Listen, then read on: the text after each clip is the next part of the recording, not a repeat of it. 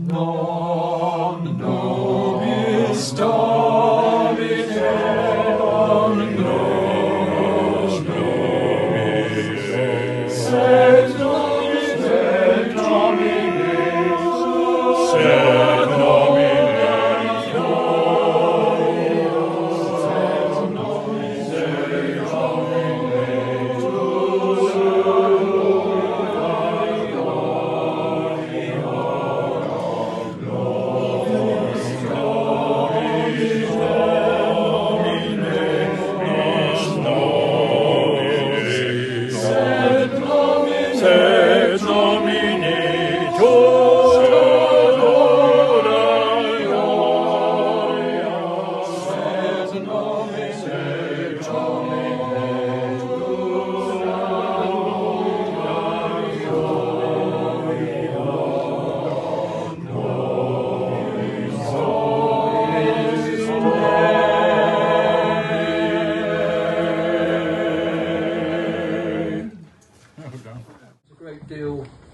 to many of us here that we've had such a lovely gathering.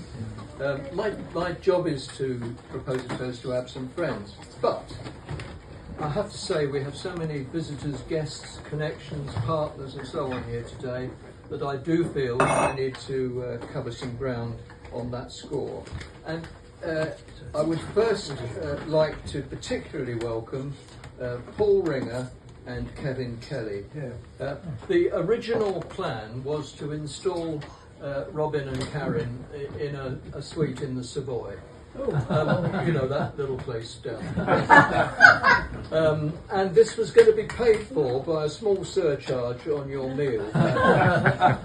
Thankfully, Paul and Kevin are hosting Robin and Karen, and I understand from Robin that they were hoping during their visit today to learn as much as possible about the Temple Church, its history, traditions, moments of fame and so on and so forth, but also, of course, the gossip, the scandal,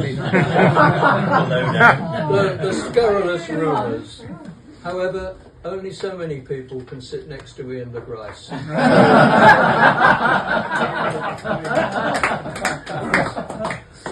Welcome to Thomas and Isabel Penny, scarcely disguised as minders, I would say, but valuable singers. And we have, it's wonderful that we have Amanda Williams with us today, and Hazel, Venetia and Leonora Phipps. I think a round of applause for Leonora. Yes, well done.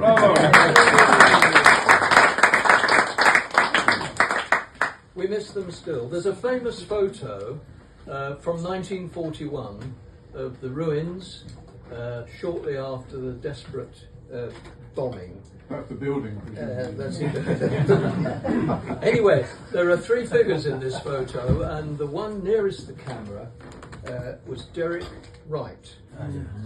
He was one of the last pre-war boys, a very, very good friend to many of us in those early days. Well, it's wonderful that we've got here today his son John, with his wife Blossom. How nice.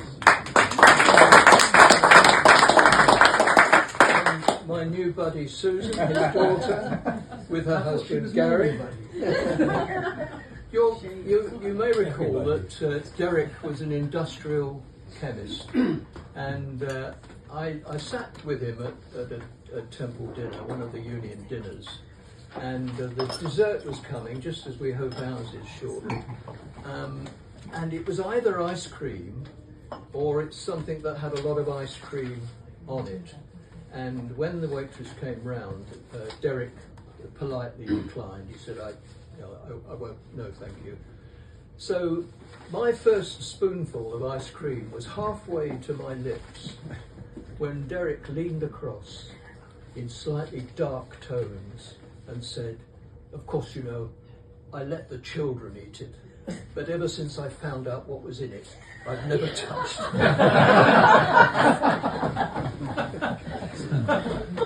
Memory is episodic, you see. I've forgotten many things, but I remember Derek telling me that. We must welcome today particularly the bravest people here perhaps are the partners who look forward to the day and becoming conversationally stranded somewhere that they don't want to be. But we particularly welcome Karen with Robin.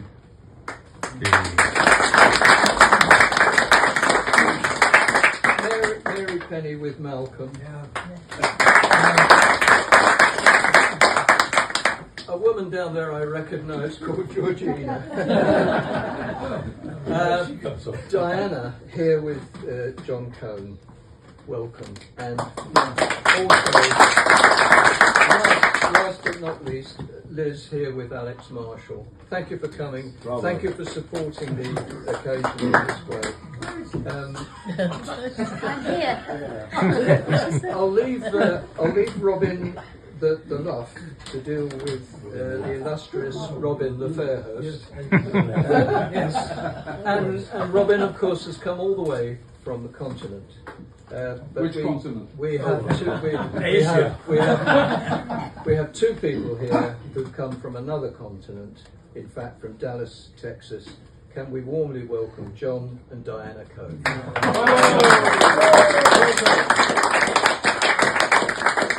Anything for those airline miles.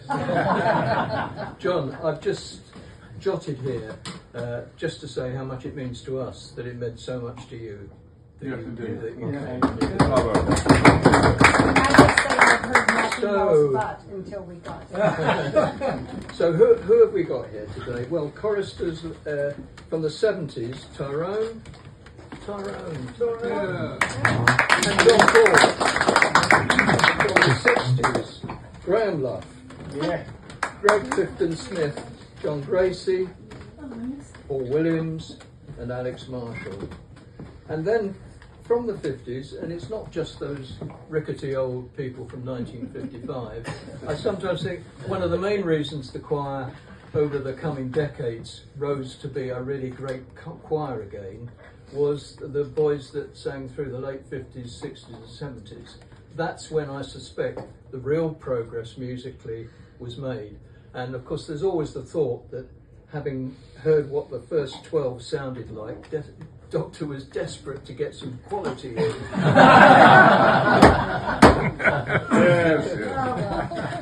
We did our best. Yeah. At the church we saw Richard and Sandra Brown, Ian and Val Langrish couldn't be with us here at the lunch. I have proper apologies, as it were, from Peter Fisher, who was really prevented from making it by Network Rail. But I've spoken to him, he's very ill and very well, all at the same time. And he's in Durham, and he was cheerful and very happy and pleased to have contact and wanted to be with us today. Likewise, Paul Cronin, who's down in the West Country, where he terrorises the locals. Alistair and Sarah Morton, with an absolute triumph of poor planning, managed to be christening a grandchild to this very day. And Jeff Anderson, unfortunately, was under the knife about a week ago. He's home, he's well, and he played an early role in getting today to happen. And I see him most Monday nights at Newbury Choral Society, so I will pass on your best wishes. A day of many memories, and it meant so much to all of us to be part of this story. And what a wonderful show they put on for us today at the church. I thought Tom Allery's choice of music was terrific. He knew exactly how much nostalgia to put before us. The choir sounded marvellous to me. Absolutely, one feels that Doctor would have liked the forthrightness of the singing and the commitment to the singing which we heard today. Temple tone, he used to call it. Temple tone. So, I think we formed lifelong friendships, and importantly, we probably learnt life lessons about teamwork, It's a choir is a good example of working with other people. Obviously, we greatly miss those that have gone before us, but they're certainly not forgotten. So perhaps we could raise our glasses to absent friends. Absent friends. Forgive me if I read some of this, but I thought you were going to sing for a minute. not a chance. It's already been mentioned that of the original 12 choristers, 6 are here today, which is pretty impressive, but equally impressive. 4 of us here today became head boys: Malcolm, Barrie, and me. And the first head boy was this young man. Okay, thank you very much. Robin Fairhurst came to us already with an established musical reputation. He knew Benjamin Britten, he toured with Britten's opera The Little Sweep, and he'd been the understudy in the very first production of The Turn of the Screw. He understudied David Hemmings. And I want to quote from a book, because David Hemmings, when his voice broke, during a performance, apparently. And he says, as I walked off the stage, I passed Robin Fairhurst, who'd been my understudy for 2 years, walking up the stairs. I thought, you little bugger. You're going to be playing this role for weeks. But he added with glee, his voice broke the following night. Surely not true. That's not true.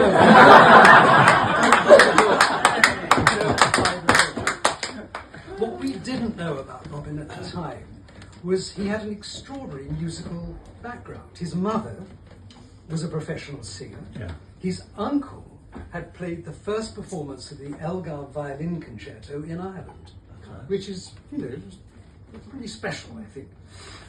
What else have I written about you? Oh, yes. Forget it. After Temple, Robin continued studying singing. He studied in London, and then he studied in Vienna, and then he went on to become part of the company of the Opera House in Essen. And then later in the same city, I think I've got this right, as head of singing at the Volkwang Music School. Now, Robin has dedicated his entire life to music and music making. As an opera performer, a recording artist, a teacher, and a conductor. So it seems highly appropriate that he became a member of an organisation, if I've got the pronunciation right, the Al-Sharafia. Thank you very much. The Al-Sharafia, founded in 1859, whose main aim is to further the arts, humour, and friendship, which pretty well sums him up, I think. Yes, like the temple. We always said the world of music was richer for having Doctor in it. And the same thing applies to you. But specifically for those choristers who sang alongside you in 1950, it was the world of temple music that you enriched. And for that we have an awful lot to be thankful for. So I'd like to raise a glass to the first post-war temple head boy, our friend and our inspiration. Oh, dear. To Robin. Robin.